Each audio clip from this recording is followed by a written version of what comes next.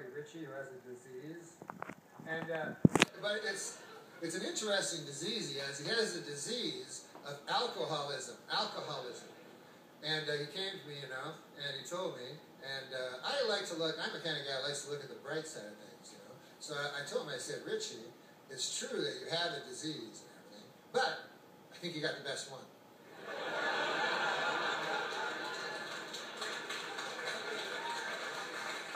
It's the only disease where you get to drink booze all the time. I haven't looked at every medical journal, but I believe it's the only disease where you can constantly drink booze. As a matter of fact, that is the disease.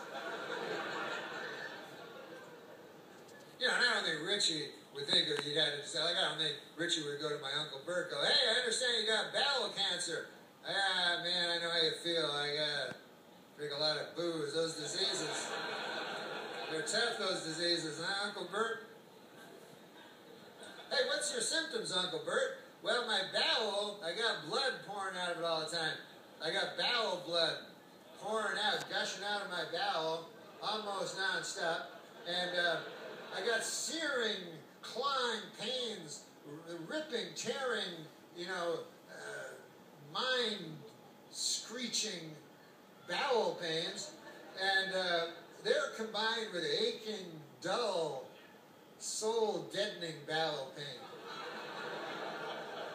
Those are basically my symptoms. How about you? I get happy. And, you know, I tend to be able to talk to people easier, I find.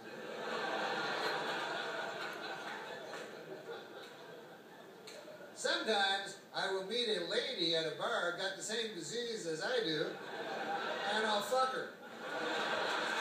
But, that's in the latter stages of the disease, Uncle Bert. You have to realize that. No, I mean, Uncle Bert? But, no, but listen, man, I don't minimize what he does, though, because he admits that he's an alcoholic and then he's weaker than a bottle, and that ain't easy to do. I couldn't do any of that shit. I'm too proud, you know what I mean? I got too much pride, you know? Like they say in the scriptures, pride goeth before the fall, you know, and he can somehow, you know, it's a very beautiful thing he does. He goes to Alcoholics Anonymous, and he says, right in front of them, he says, you know, he goes in front of a whole room full of people, and he says, I am an alcoholic, you know, which I know does not sound that anonymous. I didn't name the group, but it sounds like the exact opposite of anonymous. Whatever. Like, to me, the alcoholics, that, you know, the anonymous alcoholics, to me, would be like you guys. I don't fucking know.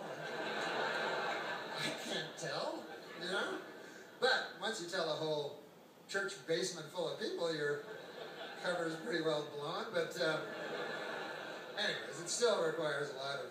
The only thing they seem to be anonymous about, from the way I can gather it, is they won't tell you their last names. Anything else goes, you know? But not the last name. No. Sometimes they'll say the first, like they'll go, I am Richie and I am an alcoholic, or the first initial.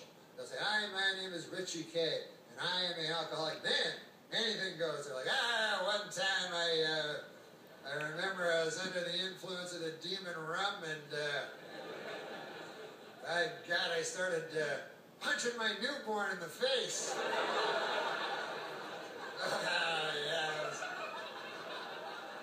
I looked down at my fist and it was all bloody with, I don't know what it was. It was either from my knuckles or my son's skull. Yeah. I'm not telling you my last name. That's none of your beeswax. As far as I'm concerned, a man should have a little, you know. Ever tell you about the time I blew a dog for a pint of gin? Oh, yeah, I did tell you. First initial's K, I'll give you that much. Richie K, but I'm not going to tell you the last letters. Plus you can memorize my face. But other than that, I would like to keep this completely anonymous. If there was just a way I could...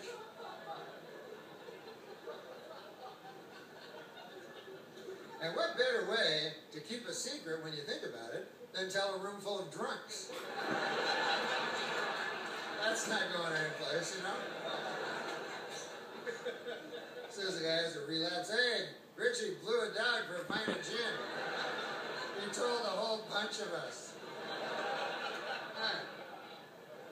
I mean, I understand the dog had some gin. What are you going to do? Oh, yeah. Richie K. You know Richie K?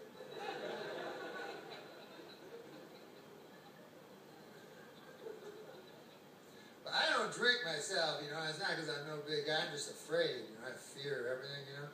And so I'm afraid to and stuff. But I used to. Now I don't drink. And when you're with people that drink, it doesn't work out. That's why that designated driver thing, I don't think ever worked out. I see ads for it again, like I think they're trying to resurrect that idea. But it's kind of a flawed notion, you know? It's like, hey, Bill, listen, we were wondering if you'd come out with us. Here's the idea. We want to go out and drink, and then we were hoping you'd come with us and not drink. How's that sound to you? We're going to go to a bunch of different bars and drink, and then you come with us and not drink. Also, we're not going to be driving. You're going to pick us up at our different houses, go to a bunch of bars, not drink while we drink, and then drive us all home. How's that sound to you? How's that catch you?